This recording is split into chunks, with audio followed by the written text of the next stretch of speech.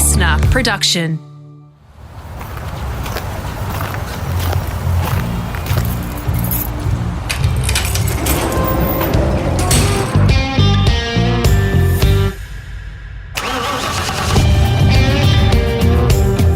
I'm automotive commentator and journalist Greg Rust, and this is Rusty's Garage.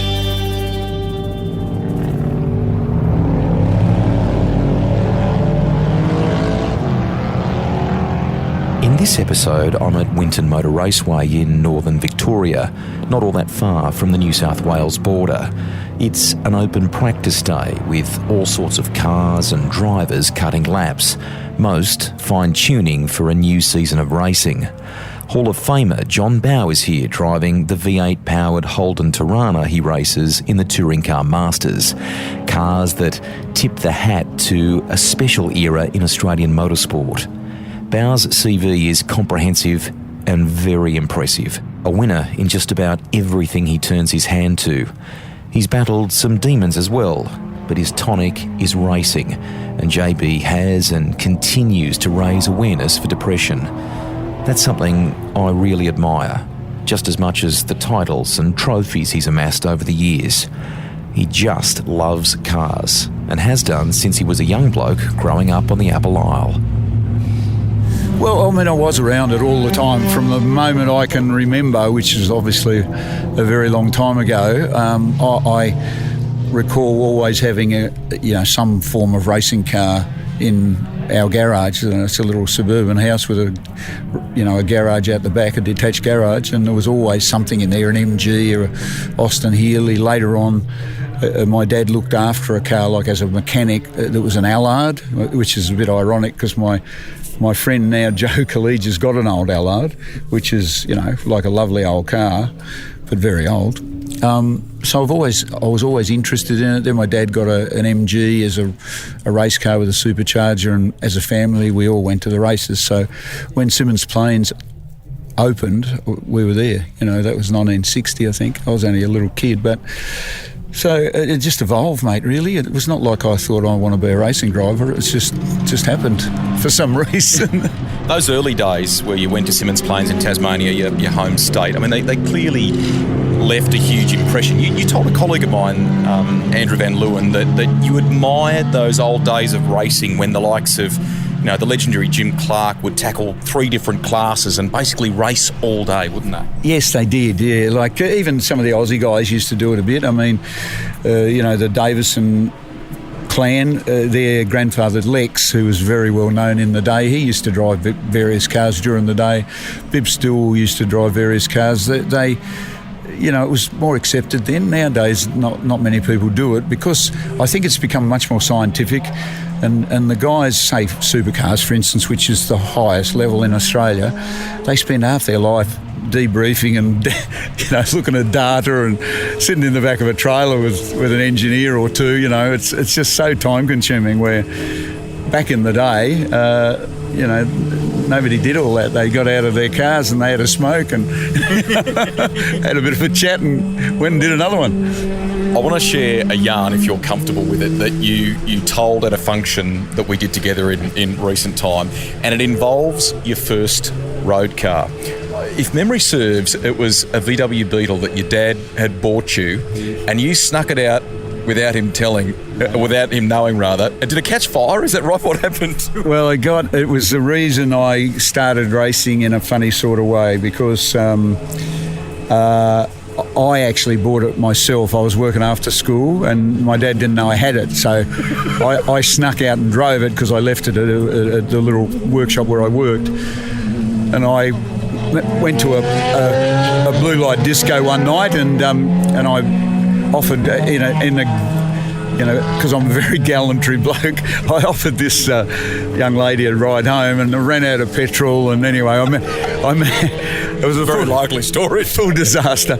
I managed to persuade her to hop in the back for a cuddle, and we shorted out the battery on the seat, so the car did catch fire, and obviously the girl never spoke to me again. And my father found out about it, and he said to me, and I remember his words to this day, if you're going to behave like an idiot, you better behave like an idiot on the track where everybody's going the same way. So hence we went halves in a little Formula V, which was an Elfin.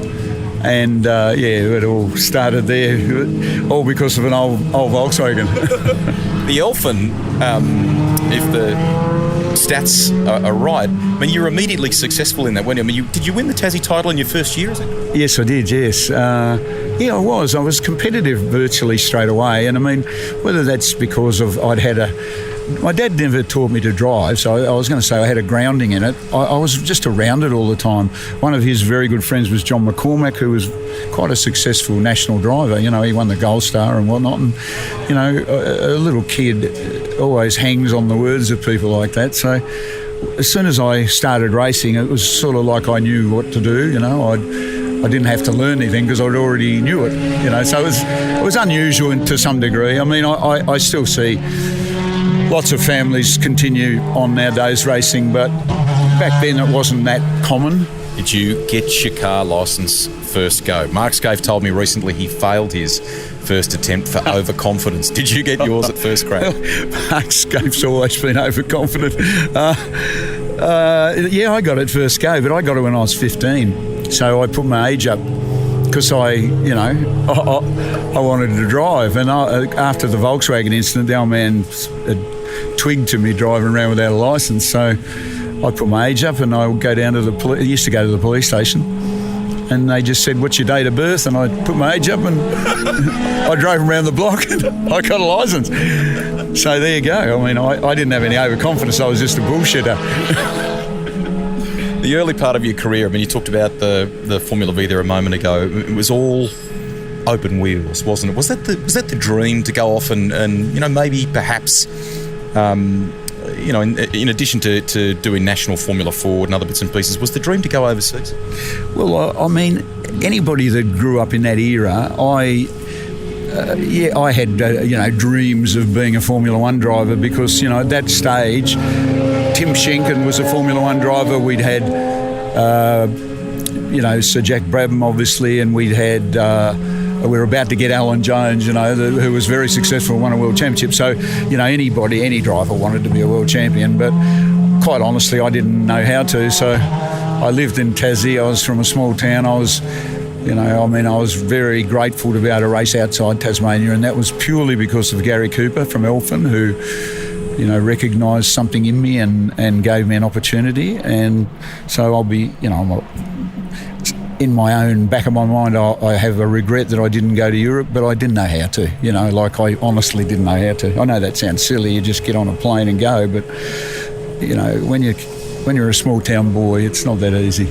Tell us more about the whole Elfin side of things. I mean, Gary Cooper founded that, legendary designer, built some amazing cars, and Formula 5000 in that era in this country, they were brutal machines, but to the big crowds and spectators that went to watch, they were an addictive thing, weren't they? They were an amazing car. Yeah, they were. I mean, it started in 1970, so that was before my time, but in the latter part of it, I drove in Formula 5000 because of Gary Cooper. I drove, you know, it was a factory Ansett Team Elfin Formula 5000, and the crowd loved them because they were big, fast and noisy.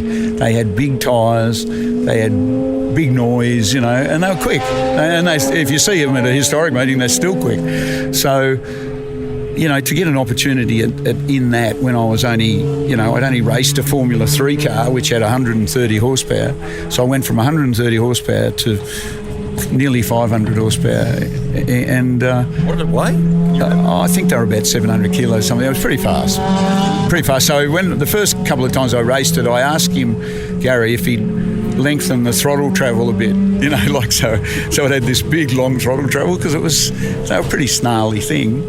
So, but after a while, you know, when I went all right at it and consequently got opportunities at other things, but they're trying to get a new Formula 5000 off the ground, S5000, which is conceptually fantastic, and Gary Rogers Motorsport has, I think, taken on the project to build the cars, and hopefully it'll get going because that car is a modern version of a Formula 5000. You know, it's got a big engine, 570 odd horsepower, big tyres. You know, it's just everything it should be. So I hope that it'll be, it'll get off the ground. But Australia's very reticent about open wheelers, always has been.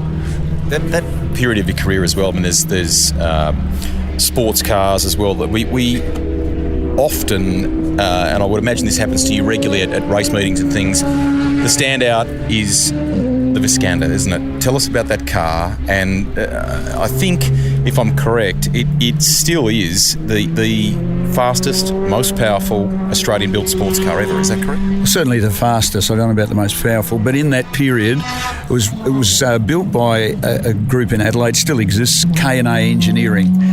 It was Dale Konecki and Harry Ost. It's now run by Dale Konecki's son. But they were clever guys, they were backroom boys, but they had lots of brains. There's a lot of those people in motorsport that don't get, hailed as a hero, but they're actually very clever. And they built this car for a guy in Adelaide called Bernie Van Elsen, who was a very, very good professional photographer. Used to do a lot of stuff for Mitsubishi. And they asked me to drive it, asked me to test it, and then when I tested it, then they conned Bernie into letting me drive it, basically, because Bernie had it built for himself. So it was just a fantastic car. It was obviously better than everything else. And we set lap records everywhere, all around the country. So I drove it in 86 and 87, and then Dick Johnson and I drove it at the Sandown 6-hour race in 88 against all the world sports cars. But the world sports cars were a category that had a fuel consumption allowance, a fuel allowance, and that thing used too much fuel, so we ended up running out of fuel. But it was a beautiful car. Like, it had the lap record that stayed at Surfers Paradise Raceway. It still held that. When it closed, it held the Adelaide International Raceway outright lap record. It held the Calder, big long circuit outright lap record. It was just a beaut car. And later on, I drove it again. It's quite a funny story. So last time I drove it was 88. In 2000, Bernie rang me and he said, would you drive the Canter at, he used to always call it the Canter, the Canter at Phillip Island Historics. And I said, yeah, if you get Dale and Harry to prep it, yes, I will, because they, are good at it. I didn't want to drive something that was going to kill me. And so we went down to Phillip Island and everything was the same. It was 12 years later, same blokes, all older, me included. I used the same seat because I was a bit slimmer than I am now. So it was just like back in time. It was fantastic. And we did I think I did a 27 or 28 in it or something, which was quite fast at the time. It was just a great car. It's owned now by Paul Stubber. And Paul took it overseas, but overseas they let you modify quite a lot of stuff. You're allowed to use different wheels and all sorts of things. So when he went quite well in it, and when he brought it back here, then of course it doesn't fit in the CAM's rules anymore. So it's unfortunately lying idle at the moment, which is a bit sad. Very. Did it start out life, I think, with a 5-litre power plant, but in the end it had a 5.8 in it, I think. Yeah. What kind of horsepower and things like that? It had a 5-litre to start with, just for a little tiny while, and then they put a 350 in it. It didn't have a lot of horsepower, but for the period it was probably all right. It had about 60 or 70. I mean, out of a 350 Chev now you can get 700 easy. So but it was, what it did have, it had fantastic aerodynamics because they understood ground effects. It was a ground effects car, and it had amazing grip, especially in the wet. In the wet, it used to shoot rooster tails out the back and straight up in the air for some reason. I don't know why, some aerodynamic thing. But it was a great time, Like, they were both characters and they were good guys. And Dale he would change the gear ratios for me once over the weekend, so he wouldn't do it any other time. So I had to really be careful and think about it, because he'd go, "What do you want?" He used to call me the driver. What sort of ratios does the driver want? And I'd go, "Hang on, I need to think about this, because I know you'll only do it once." So it was just good times. A lot more simple than things are now, because there's much more science involved.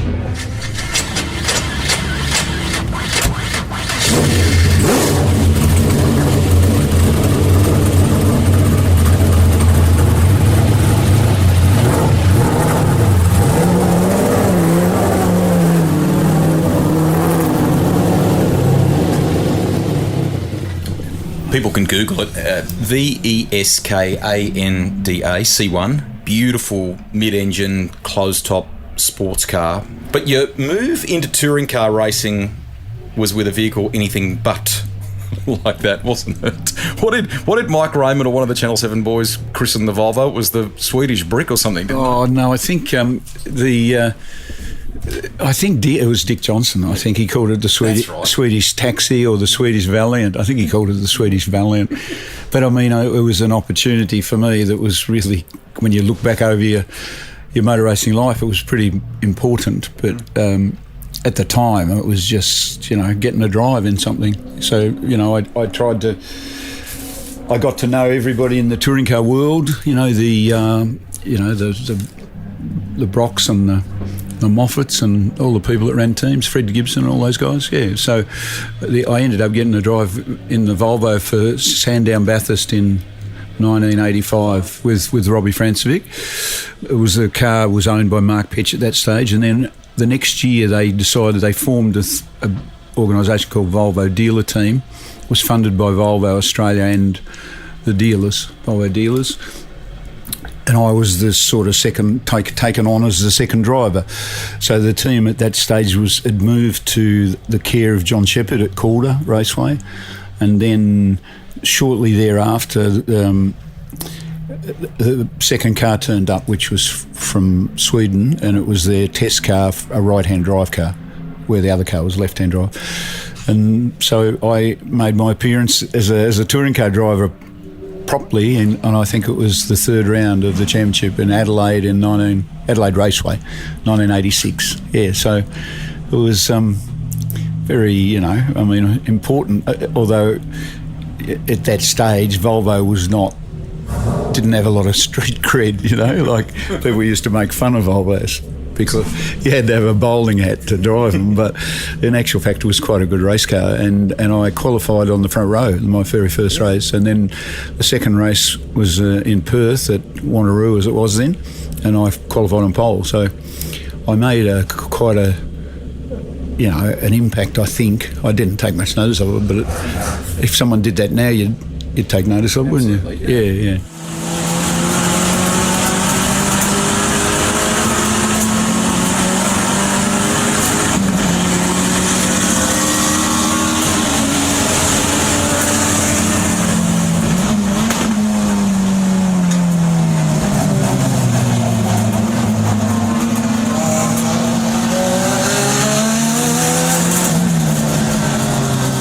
Significant shift. I mean, for the sports car and an open wheel a background that you'd had, the move to touring cars was a significant one. Firstly, I guess that it probably gave you a sense of stability, and you could make this a proper living.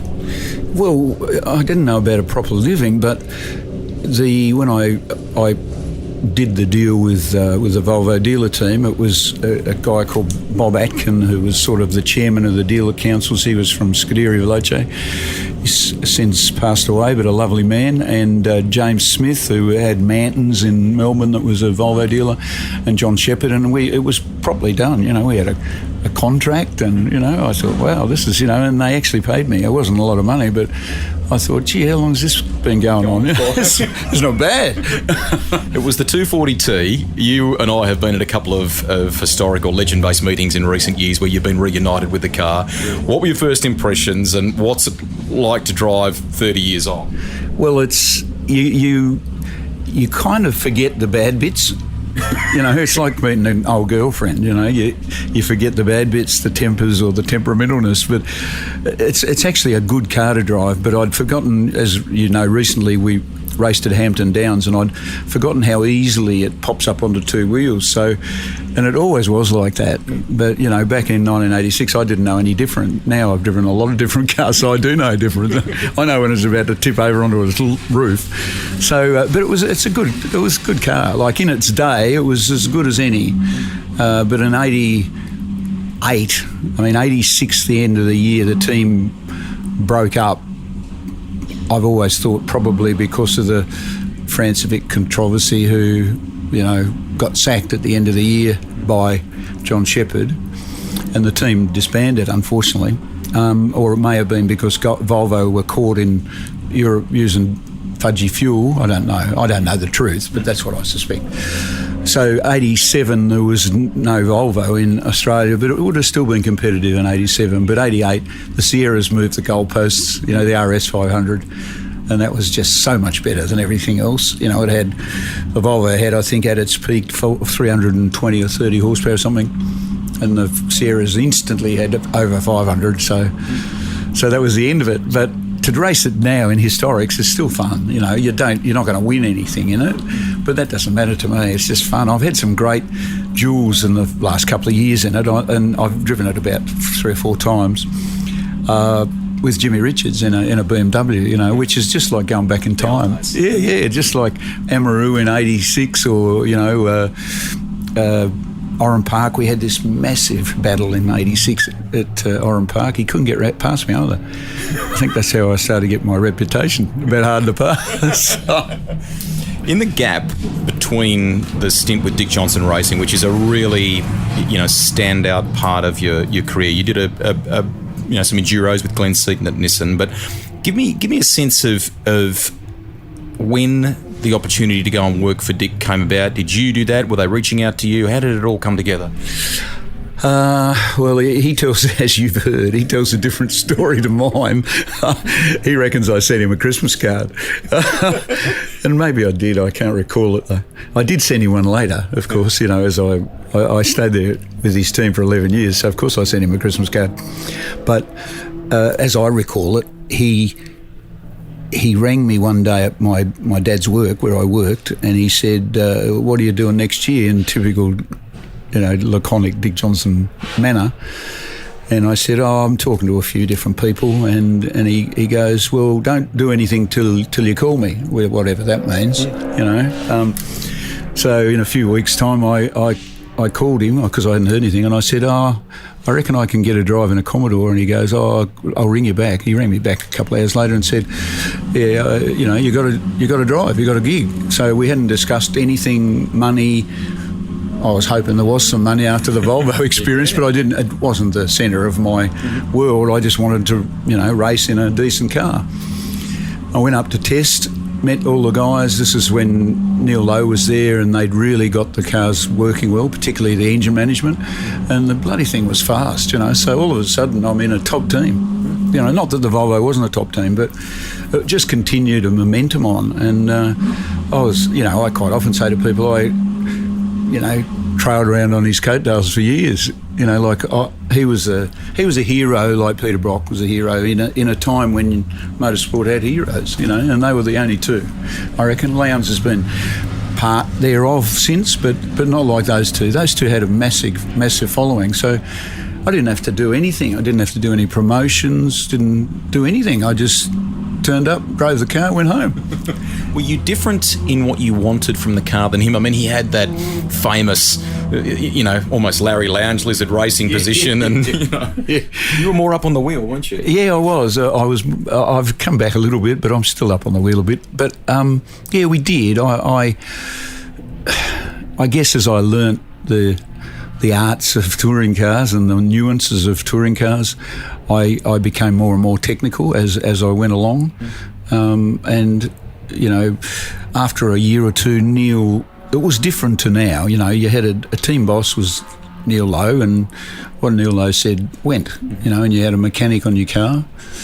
And, you know, if you wanted to change something, you had to have a very good story, because, you know, they set them up in the workshop and that's where they were. But later on, Neil started to use me as a, you know, test dummy, something. And then when Ross Stone joined DJR for 92, he changed the cars a bit and used me quite a lot for the feedback. I think that's not to say that I'm wonderful at it, but I think as a racing driver in single seaters, your sense of feel is more tuned. That's what I reckon anyway. And I always remember Freddie Gibson ended up putting Glenn Seaton in a single seater for a year just to hone his feel. So, you know, and I've always had, I think, quite reasonable feel for cars. I mean, I've had many times I've disappeared up the wrong alley, because everybody can, but I like that part of it. I like the car. I think you have to have enough brain space, and I'm not saying this as a intellectual, because I'm clearly not, But I think you have enough brain space to drive the car and understand what's going on as well. So you can actually, nowadays, supercars have engineers, data engineers, it's very complex now. But back in those days, you made the calls yourself, basically. Yeah. What was the Sierra like to drive to begin with when you first set foot in it? And then it's a theme that's come up a couple of times in the podcast series. At the end, what the Australian teams were doing was absolutely world class with those cars, wasn't it? Particularly DJR in those early years, 88, 89, they'd lost their way a bit in 90. But yeah, they were very light switchy. They, 4,500 revs, they'd get on the boost massively. And they were super strong when they were on the boost.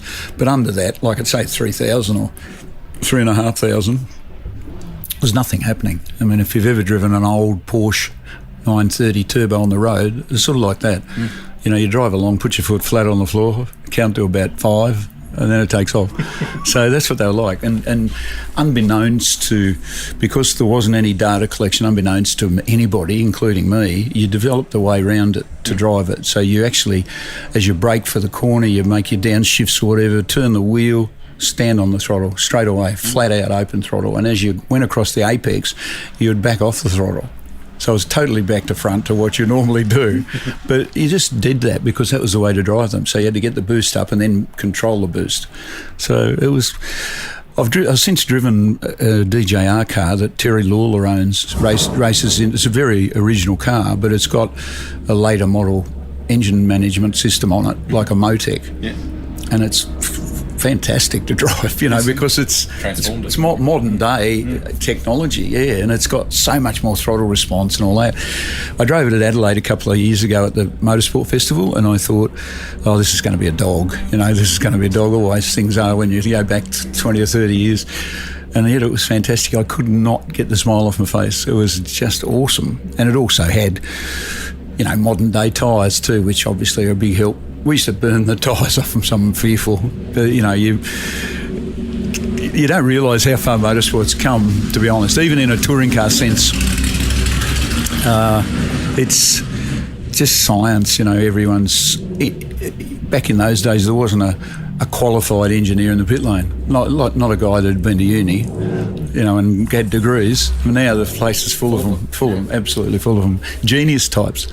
So it was, I'm not one for saying times were better in those days, but it was much simpler anyway. You just got in your car and you drove it, and you might have adjusted a shock or a anti-roll bar or something, but you enjoyed it. It was very enjoyable. I want to deviate with a couple of quick, funny stories here. First one, a very young Stephen Johnson says you had your own apartment or wing in the Johnson household that you would stay in when you're up that way, and he recalls someone in the depth of night raiding the fridge. Was that you? Did you have the Bowe suite at the... Yeah. Well, we used to call it the Bowe suite. They had a really nice house. They've moved a long time ago, but it was at Daisy Hills, and it had this, kind of a bedroom and an ensuite, and, it was it was very nice. Very nice. So they affectionately became known as the Bowe Suite, and Jill used to always have, the fresh towels, and I spent a fair bit of time there, and they'd stolen shampoo and soap from all around the world, so that was all in like a hotel. It was like it was better than a hotel. Yeah, and Stevie J was only a young guy, and he used to drive me mad. Like he'd sit down at the table with me, and because he was his dad, he firstly didn't take much notice of his dad, and secondly, I'm not sure Dick could be bothered telling him, but he used to suck my brain dry. I used to go to bed with a headache because he, like me... Questions about racing. Yes, racing and doing, how do you do this and how do you do that, and, all that sort of stuff, He was... And subsequently, he's a very fine driver. He's a far better driver than his Supercar results would suggest. He was always immensely talented, I thought, as a kid, even when he first started racing these little sports sedans. So I've got a lot of time for him. He's like my little brother or my big brother, Yeah. He's a funny. We did have some funny times, though, I've got to say. We have better times now, though, in the Touring Car Masters. He tells me that one of those funny moments was the pair of you coming home, I think, from a Dunlop tyre test to the Story Bridge. And it was back in the day where you had I guess the early incarnation of a tag. He was leading, and he was going to tell the lady at the toll gates that you would come through, and you were meant to grab the tag on your way through, so it paid for both cars. Do you recall what happened next? I know what happened. I know what happened. It was the Gateway Bridge, and you had a toll, and I was on the phone, obviously, which is not a good thing to do. Back then, you're allowed to do it though. And I just took off, and the boom came down and bounced over the roof. It was a Ford Motor Company car. It had all these little dents as the boom had bounced along the roof. He thought it was hilarious. I didn't think it was so funny. But I'll bet. You get to win Bathurst with DJs. I mean, that must have just been a huge box tick and a very special feeling for you. Yes, it was. See, the 87... Like 85 was my debut at Bathurst with Francevic, which wasn't a wonderful experience, I have to say. But 86 we ran there as the Volvo dealer team. Well, the car was good, fast, but it broke a rear suspension. And then I took over the other car, which we finished 10th in, which, it was no big deal. So the next year I drove with Glenn Seaton, and after the Eggenberger disqualification, we ended up second, Glenn and I, in the Nissan. So I'd come second. In 88, I drove with Dick for the first time. We came second again, primarily because it was an FIA. The guy that was controlling the rules at the time was sent out here by the FIA, and he made everybody turn their car off in the pit stops, and ours wouldn't start. So they changed the starter motor. So we came second with the starter motor change. We could have won it quite comfortably, but we didn't. We could have won a lot of Bathurst, but we didn't.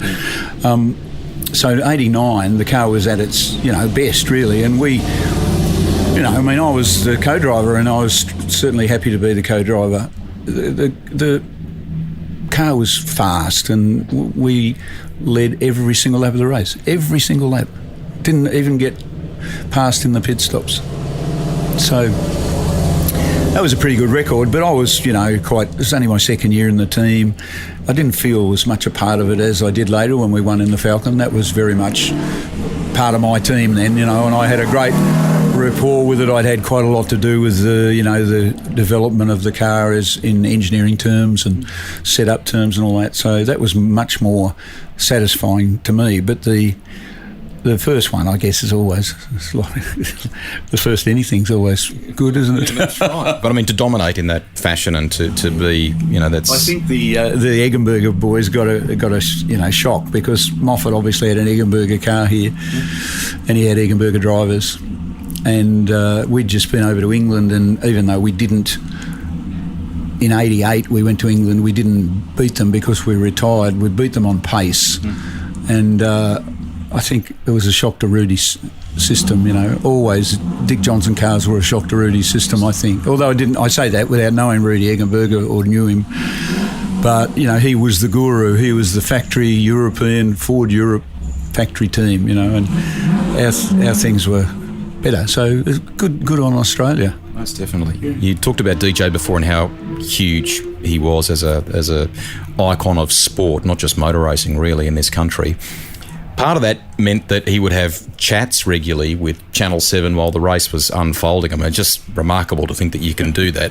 Did you find that element? How did you find that element? Because invariably you would get dialed up at times too. I was behind him most of the time in those first couple of years. I had to at Bathurst, because obviously we had that big camera in the car, and they talked to me then, which I didn't like doing. And I didn't want to do it. It's not like I wanted to be a personality or anything. I didn't. Dick always says, I never slow down, but I mean, he did slow down, because you can't use your brain to drive the car and to make witty conversation. You just can't. But he did. So I always knew when he was talking, because he'd slow down and I'd be... I didn't want to pass him. I have to say here that never once by Neil Lowe or Dick Johnson or anybody else was I ever told not to beat him, ever. No kidding. I chose not to try for several years. I didn't honestly want to. I was very grateful to to be part of it. You know, it was at that stage there wouldn't have been many people being paid to drive a racing car in this country, and I was. So it was pretty special. I didn't try and beat him. It's when Ross came, it's like they undid the reins a bit, the shackles a bit, and then it sort of let me off the lead. But we always had a great relationship, you know. I mean, we never had a harsh word. We still haven't had a harsh word. We're still friends, you know. I introduced him after we were in Hampton Downs recently. We went out for dinner that night, and I introduced him to the vodka martini. DJ? Yes, he's still the same. I think he thought he was James Bond. Dick, there is a mental picture. I know. Dick Johnson auditioning to be James Bond. He thought, geez, these are not bad. So we had about 2 or 3. I mean, it was a bit... That was very funny. That is... He's not a martini drinker. No, I'm shocked. That chapter, mate, from the development of the Falcon, the advent of supercars, Bathurst and title wins, things like that. I mean, I know you would ultimately move on, but the fact that you are all these years later still friends is tremendous, isn't it? Well, yeah, I think it is. I understand him too, and I understand him very well, and I think because of that, it helped our relationship, and I think he understands me pretty well, so that helped our relationship. Now, the funny thing is, when I did move on, one of our employees who was on my car when I won the championship as a number one mechanic, and later when the Stone Brothers left, he became the team manager, Les Laidlaw. He'd gone to work for a guy in Perth called Kevin Otway, who set up this team with Caterpillar backing, and essentially they did a bit of a sell job on me. You know, I thought, this will be good, and Stephen was lurking in the wings by that stage. He'd done some V8 supercar races, and I thought, well, I'll go, I'll leave, and I'll get a better quid anyway. And because I wouldn't be game to ask Dick for more money, you know, because I saw it over a number of years. Anybody that asked for more money was definitely on the outer. Okay. So I didn't want to be on the outer, you know, so I didn't ever ask him for more money. Sometimes he gave me more money. He had a manager there for a long time called Wayne Caddock, who ultimately ran Supercars for a while. Great bloke, very fair, and he quite often would give me a rise in salary, you know. I'm sure it didn't come from Dick. Anyway, I thought I'll leave and I'll get a bit more money and Stephen will get the gig. So then, you know, you kill 2 birds with one stone, but it didn't turn out that way. Shell didn't want, you know, Stephen to come in that early, so they ended up with Paul Radisich. So Stephen had to step out for a bit longer. So all my conniving plans turned to crap, really. And Dick was pretty dirty on me for a while, but you know, he got over it. I got over it. I should have stayed, because I would have been able to sort the AU out a lot faster than they did. You say that with a little bit of a sense of regret, but there are, I mean, in my mind, there are no wrong decisions in life like that, because you make the best move with what you know at the time, and you clearly thought Stevie was coming in, you thought this other opportunity would be good, and so you went. Yeah, it did, and I mean, I was part of their family, so it's not like you know, in a team usually with 2 drivers, they might pretend they like each other, but they don't. You know, they just sub-exist so they can feed each other out of their brains, you know, where I was friends with Dick and I was friends with Jill and I was part of their family, you know, in a remote way. I used to say to him, look, do you want me to come up to Brisbane and live? And he'd go, no way, mate. Tasmania's not far enough away for you. Because I used to, you know, I'd ring up, honestly, I was quite intent, I suppose, looking back on it. But every day I'd ring him, every single day. Every night I'd ring Jimmy Stone. Like, I don't know how I found time to do any work, but I was... Because you missed them. Yeah. Well, I was intricately involved in what was going on, you know. I just was...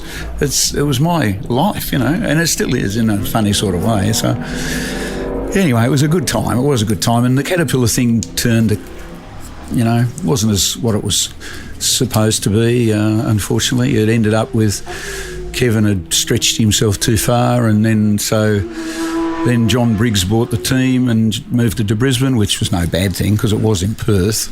But, you know, it didn't never gel properly. It had some good people, but you need a race team is all about people, and you need the right mix, and I never had the right mix. So we had some good performances. We had a car at one of the Bathurst, 2001, that could have won Bathurst, but it didn't because the co-driver I had bashed into someone, and so just what if, we all have what ifs in motorsport, don't we?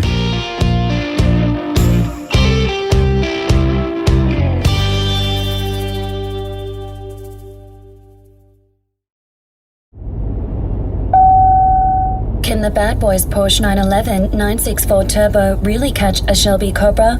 The top speed of a Cobra, about 265. The Porsche, 290. Argument settled. Would you like me to set directions to the closest airfield? You talked about sorting out the AU before. I mean, it's in the history of great supercars, it's not been the most loved of them, but what would it have needed to have been ironed out, now that you look back on it and you say that you could have perhaps assisted to sort it out quicker? After I left the CAT team, I went to Brad's and that was AUs, and we made them work pretty good. I mean, it's very fundamental. I'm a simple character, so it had a big wing on the back, just like these current cars have got. The design ethos in current supercars has gone from making the front work good to making the back work good. They've got bigger wings, better airflow onto it, they've got more rear grip. Makes them easier to drive because it gives you more confidence. Then all you have to do is make them turn. And a lot of people didn't know how to make them turn. And I do know how to make them turn. And some people in the supercar world now are suffering the same thing. Some know how to make them turn, some don't. But it's very fundamental. I mean, you look at the wing on the back of a BA and then the wing on the back of this Mustang, like, come on. Honestly, I mean, I'm fascinated by aero stuff, but I reckon it ruins motor racing. The chapter with Bradley Jones is kind of family orientated again for you too, isn't it? Yeah, it is, and it was, and I look back and I like to. That's why I don't move around too much. I like to be in a nice environment where people like you and trust you, and it's just nice. And I found that with Brad. I went there with my guy that had been my race mechanic from Dix, who'd then gone to work for Paul Wheel, Phil Curtis. Very clever bloke, not academically engineering wise, but great motor racing feel. And he came with me, and we, I'd like to, I can't beat my drum too much, but we made quite a difference to Brad Jones' team at the time. I mean, now Brad Jones' team is vast, it's got 40, 50 people, but then it didn't have, it was only small, it was family, both the brothers, I knew them from when their Formula Ford days, so, and it was a nice fit, we used to have fun, and it was just good thing. And it's funny, the reason I left there, I knew I was going to stop racing supercars. The problem is, as you get older, you don't know whether it's you or the car, you're not going as well. A lot of cases, I reckon it's more the car, because the more the engineering content came into it and the more the data content came into it, the less input the driver had into it. So it was sort of, I did stop at the right time, no question. But whether I needed to, I'm not sure. I'm still not sure, to be honest, whether I did or not. But Andy Jones was there, and it's the same deal, he'd been in the development series. He's a terrific guy. We got on well, I sort of helped him as much as I could as he was driving the development car. So I thought it was I had an opportunity to drive two places, Paul Cruikshank and Larry Perkins, with Jack, to mentor Jack. And in hindsight, I should have gone and driven for Larry, but it was still, Ford was still actively involved, and I had a Ford road car, and your alliances sometimes to motor companies are, how do I say, they're probably built on sticky foundations, because the personnel change in the companies all the time. So someone that might have loved you goes somewhere else, and the next bloke doesn't love you, So in hindsight, another hindsight thing, I should have driven for Larry for that last year. I would have had a great time because I like Larry, and I like Jack. But anyway, I decided to stay with a Ford car and drove Paul Cruikshank's car, which was not not a bad car. You had a really good little team of people, but it was not a good car either. It didn't have the latest engine spec, and it wasn't particularly sensitive to change and all that. Now I don't know the real reasons for it all, but it was a bit of a sad way to leave, I thought. I didn't get to leave like Craig Lowndes winning Bathurst, which would have been nice. Can you remember where you were when you finally decided, I'm going to stop? What was the moment? There'd been a professional motor racer for 30 years and involved in the game longer. But what was the point, and how difficult was it to come to that decision? Well, it was not difficult to make the decision, but it was then difficult to carry it out. And as the year went on, I got more and more depressed. I genuinely got clinically depressed. So I was in a very bad state, mental state. Anybody that suffered from depression knows what it's like. But this is while the racing season is still going. While the racing season was on, and I couldn't go. I didn't think I could take antidepressant medication to treat me. I'd been to doctors and things, been to psychiatrists, because I thought it would affect the way I drove. Now it doesn't. I've since been on antidepressant medication for like 10 years, so it doesn't affect the way you drive, but I thought it would, so I didn't. So I had a shocking year because I was, hauled around signing things and, waving at people and kissing babies and all that, and trying to be outwardly, which people do, if they are depressed, they try and be happy-go-lucky, but I wasn't. I was in a very dark place. So I'm very lucky I survived it, to be honest. At the end of the year, I was in my last race was Phillip Island. How's this for a funny story, eh? Phillip Island was nice. Like, I was in tears on the grid. They had a big banner thing, and it was really nice, it meant you were appreciated a bit, which is nice. The Monday we had a ride day for the sponsors of PCR, and on that Monday, this woman from Ford Motor Company, she rang me up and she said, you have one of our cars, it's a Ford Territory, which I did have. I'd had a Ford car since 1992. Not the same car, but, they'd part of the Ford world, and I did quite a lot of stuff in the Ford world in many ways, in turn, including, development stuff. She said, we'd like you to bring it back. The day after? The day after. By the end of the week. I go, are you serious? She said, yes. And I was so shattered. I mean, you're in a fragile state if you're depressed, and it was just, wow, like this is like kicking you while you're down, it felt like. So a guy who still works at Ford, Stephen Crook, he organised for me to buy a little Mondeo in very short time, at a favourable price, and so I took it back. But it was just a bit shocking.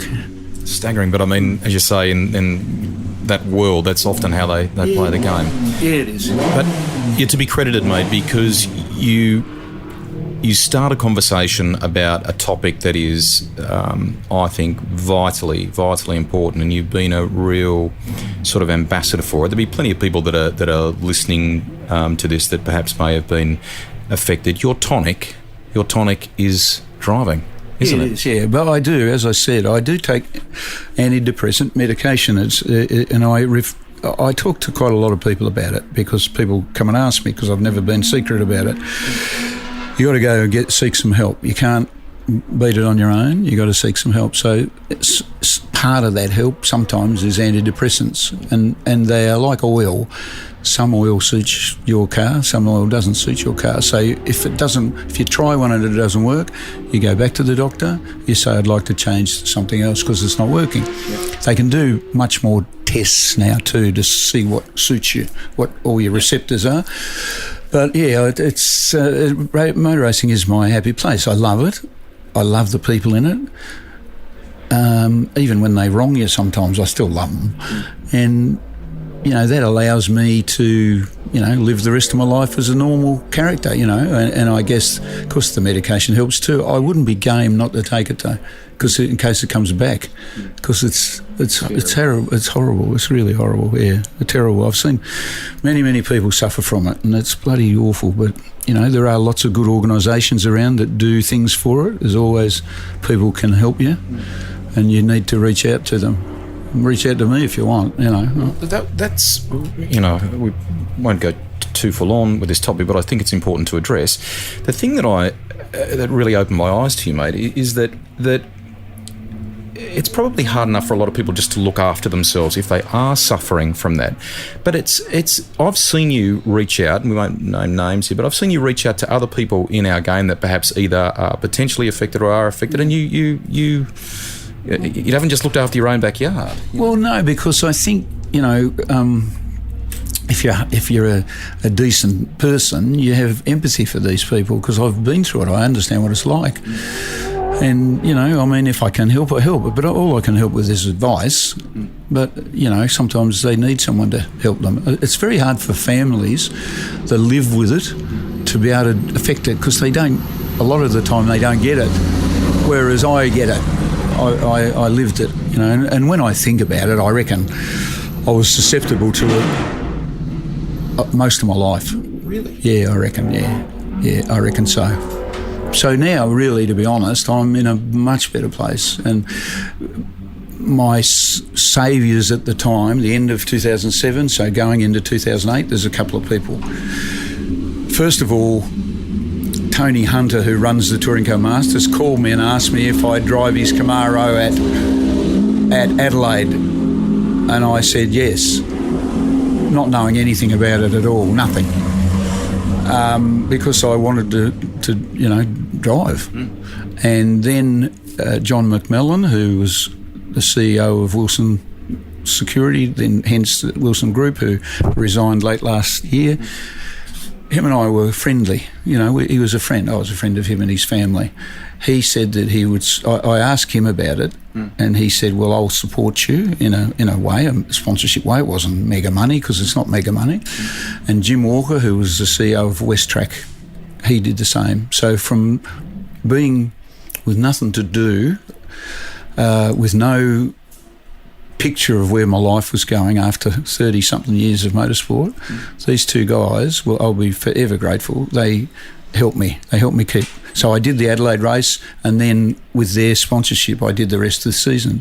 And it was, and I love the category. I love the cars. I love the people. So it was like, that 2008 year was a big turnaround for me. Yeah, so I look back now, it's 10 years ago. I think, wow, where'd that 10 years go? I need the likes of a Richard Crail or my colleague Aaron Noonan to run the numbers by me. But I mean, in that 10 years, mate, most successful person ever in the category. The numbers are huge.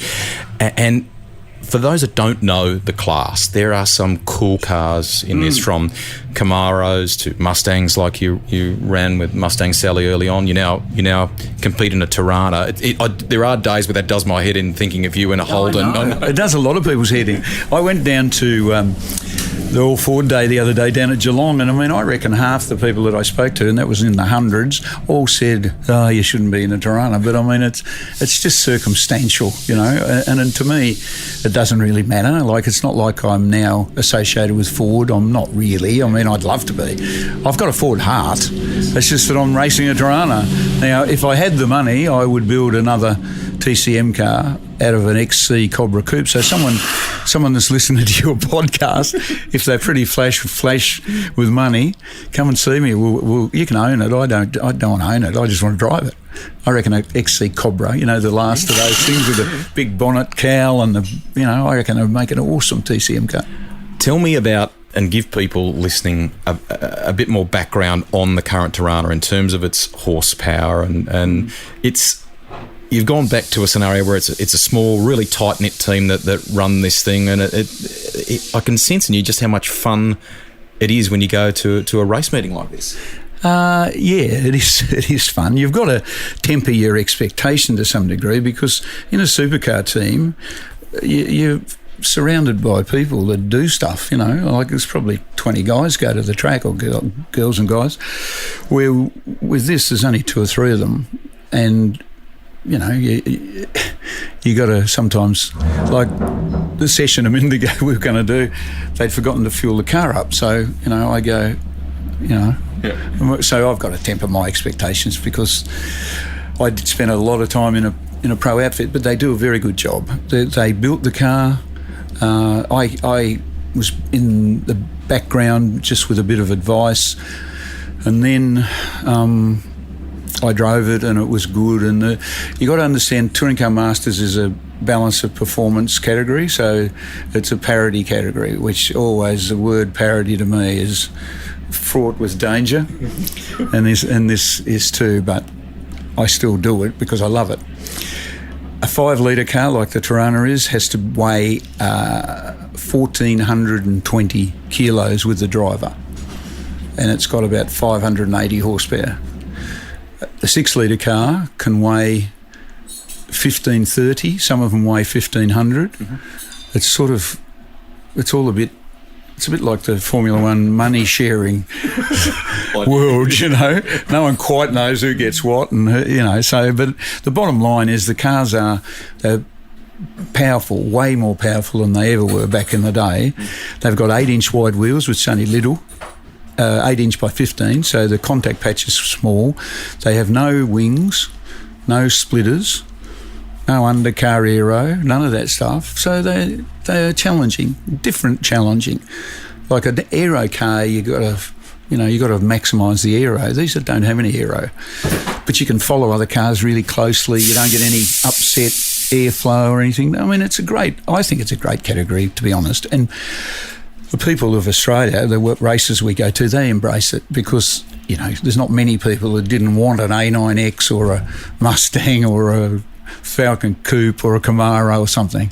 You know, even nowadays, guys have got them as hobby cars and weekend cars and stuff like that. So you've got all those cars out there, and they all sound different. They all perform a little differently. You know, the Tirana is very good under brakes and it's good in the first part of the corner.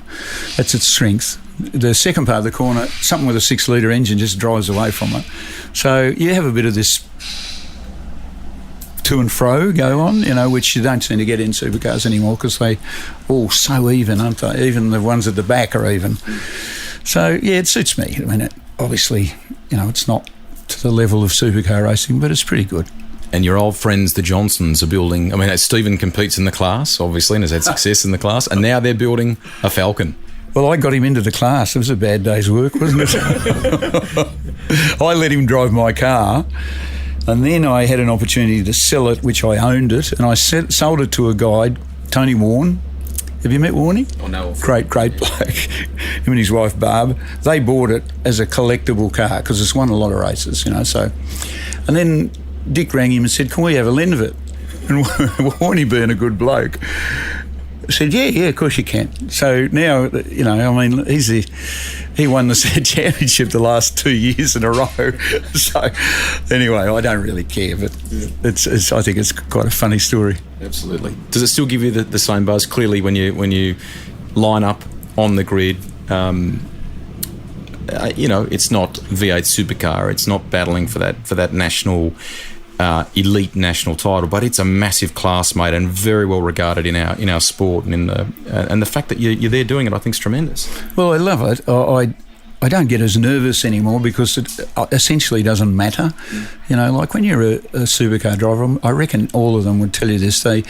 Your whole feeling of well-being hinges on how you go on your next race. You know, like, and if your last race of the day and you go crappy, between then and the next race, you're sort of flat, you know, whereas this doesn't really matter to me. I consider it very important that I can still do it at a level enough to be competitive. And, yeah, so, it's, like I said, it's my happy place. Whether that's be good or bad, I don't know. I think it's a great thing. Did you get, and maybe that's only been resolved in recent years, nervous before the start of a race for all those? Oh, yeah. Yeah, absolutely. In what way? Oh, just butterflies, you know. I mean, when I remember my first race I did at Baskerville Raceway in Tasmania when I was 15. I was nearly 16.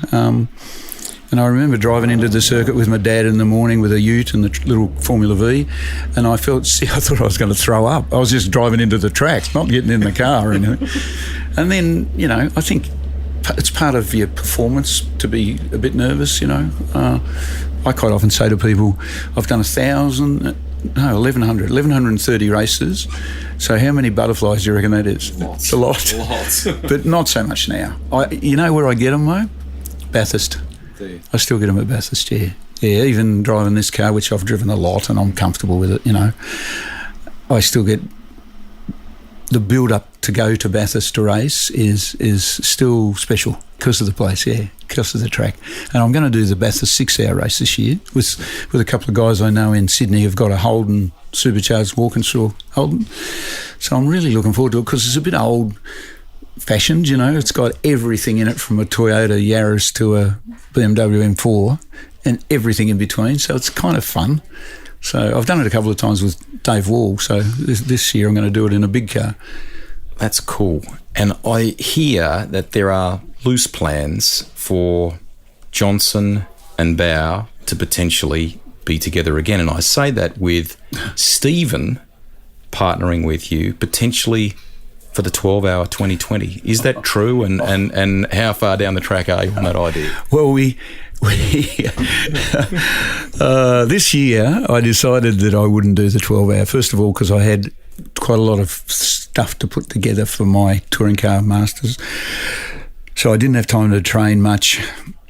And then I drove up there to be there, and as a ambassador for Liquid Molly, who sponsored the race. And I got there and I go, gee, I wish I was driving. And then halfway through the race, when I saw all those young, fit athletes collapsing in the pit lane, I thought, geez, I'm glad I'm not doing this race. But I did speak to one, it's one of Stevie J's supporters about it. And I said, this guy supports Tony D'Alberto as well, and he's a good bloke. I know him quite well. The Falcon that Dick and I took to Alice Springs to do 300 kilometres an hour in, which we did 297, he bought that car. Okay. So it's part of his little Falcon collection.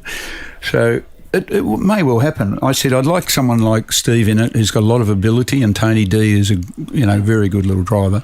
So I can just do the easy stuff in the middle of the day when no one looks too much, and they can do the hard work. But it might happen. I mean, if it's going to happen, it needs to happen by November so I can make myself ready for it and we can do some mileage. Those cars are because they've got such high level of grip, they're quite taxing, so you need to be ready for it. You guys, I mean, you talked about him trying to take as much information from you when he was a kid growing up, but I mean, he the potential for you guys to pair up and do that is something he's hugely excited about. Oh, I hope so. I mean, he didn't even know much about it, I don't think, Stevie. It was more Tony D'Alberto and I, because Stevie wasn't there. But yeah, I'd like to do it as a swan song, But I mean, being a fun event, since it became a pro event, and they're factory teams. They may not be called Porsche racing, but they're factory teams. It's changed to a very cutthroat sort of thing. So I'd like to do it with those guys just for fun. I did it last year with Dave Wall, who's a friend and a great bloke, but we had trouble with the car and all that, and we came second in that class. But I remember I stood on the podium and I thought that was the most non-enjoyable motor race I've ever done, I think, at Bathurst, because the car was not something, there was some stuff wrong with it, and you're watching all the time for these kamikaze Germans or whoever or wherever they come from. Yeah. So whether it happens or not, I don't know, but it'd be good fun, wouldn't it? It sure would. You talked about the wanting the car a certain way with Wally there a minute ago and things like that. You have regularly over time lent your expertise, your experience, whether it be days with journalists or to motor vehicle companies, tyre companies, etc., to finesse, haven't you? And you enjoy that testing and development side. Yeah, I do. And I think, part of my brain is okay at it. I mean, nobody is a guru, nobody, but I've got a pretty clear picture of what things should be in most cases. Like I did a lot of work with when it was Tickford vehicles, and then a lot of work with FPV, which is road stuff. And do you come back to some key fundamentals in your mind that you want it to do? Or? No, I go on feel and what I think it should be. So if it's a road car, it needs to be what I want a road car to be, and I don't want a road car to jar your teeth out or shake your eyeballs loose or any of that stuff, but I want it to react and be sharp and have nice throttle modulation and all that stuff. A lot of that stuff is gone with modern day cars because they're all fly-by-wire, drive-by-wire, and they don't spend enough time on making a throttle map that works for a driver. Might work for a traction control system or a stability control system or something, but it loses its feel. It's wooden, so you don't enjoy it as much. Part of driving is this interaction between your backside and your feet and your hands and all that. It's all part of the craft, I reckon. But I was talking to Bev Brock the other day, and I said my role with FPV was sort of like Peter had at HDT, except I was in the background where he was the front of house. I didn't ever spruik about it because you work with all these other guys, and it's not fair that someone takes credit for it. So, and I did some things the other day with Primcar, who are what they used to be FPV and Pro Drive Engineering, and they've just done this modified Falcon, which is an awesome car. So it was really good to be back with them again. Same guys, just the same blokes. So it's good to be back in the real world. I cannot begin to imagine the tally of cars you've driven over time.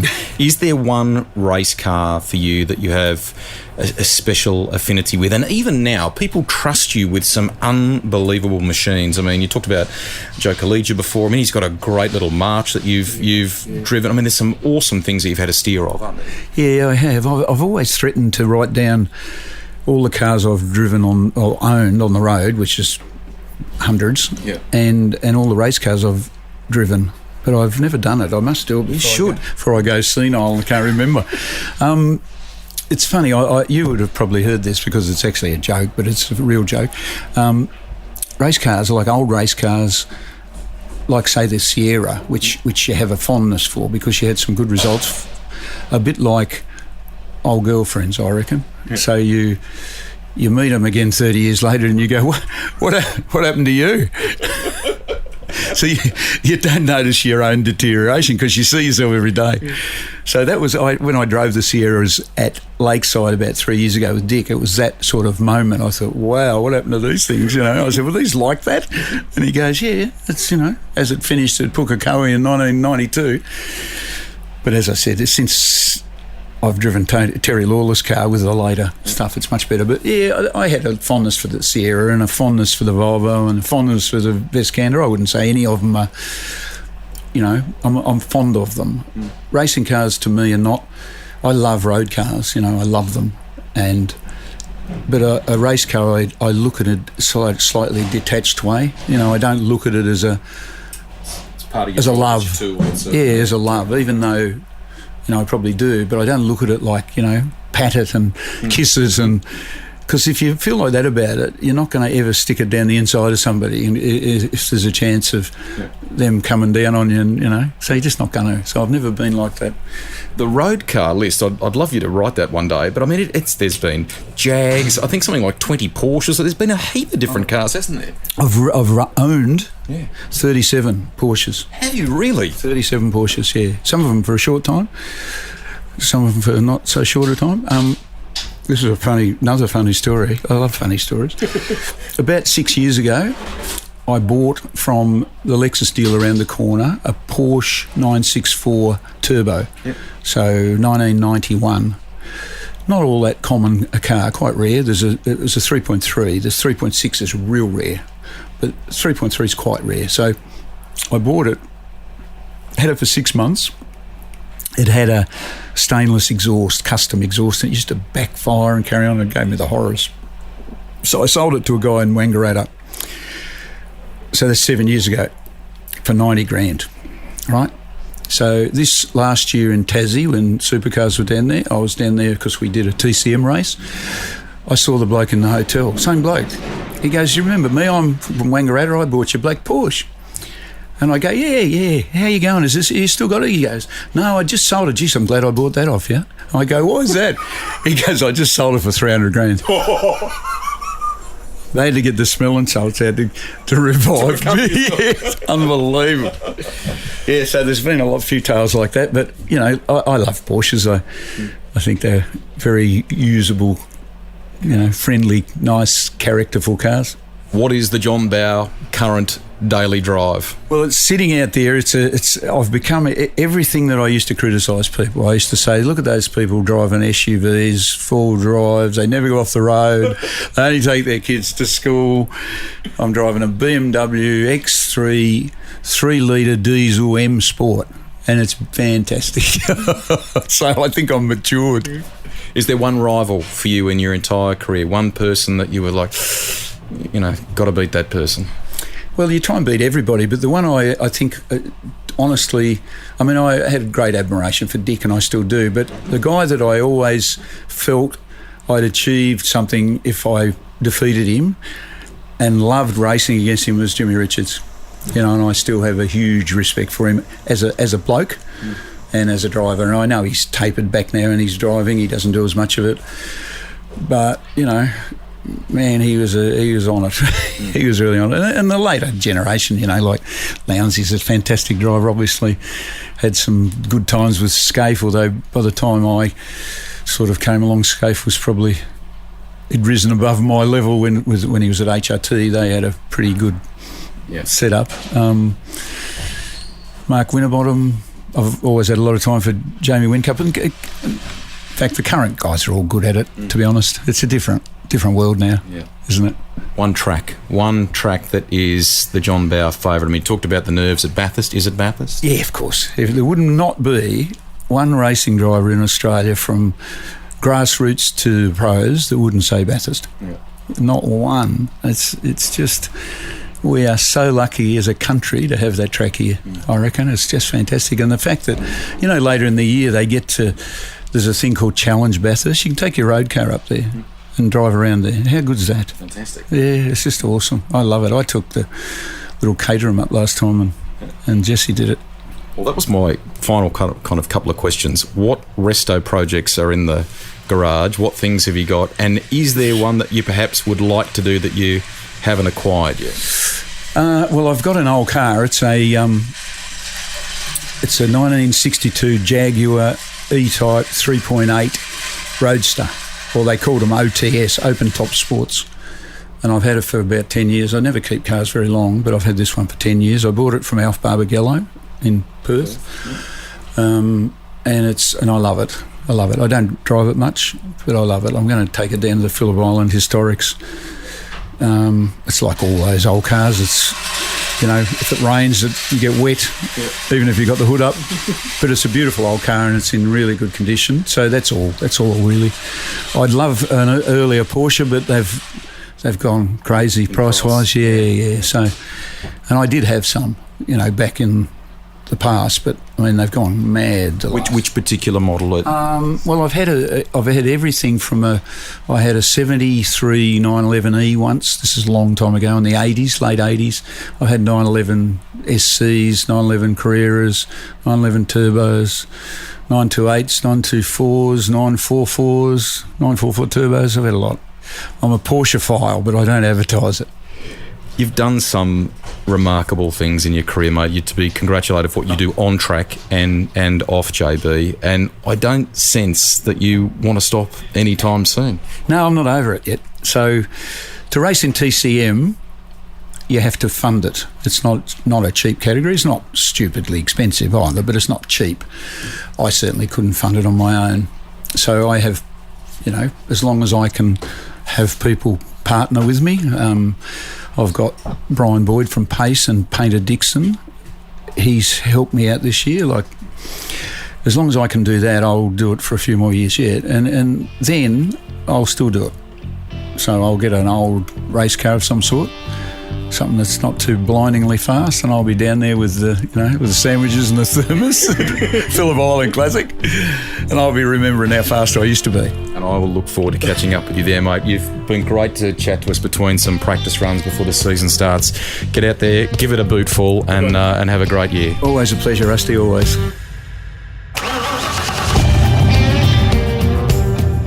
If any of the issues raised in this episode have affected you, please contact Lifeline on 13 11 14.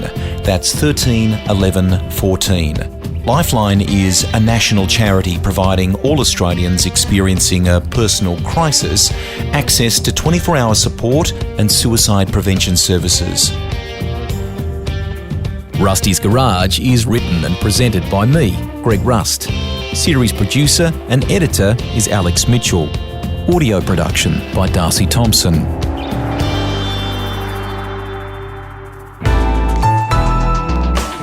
Listener.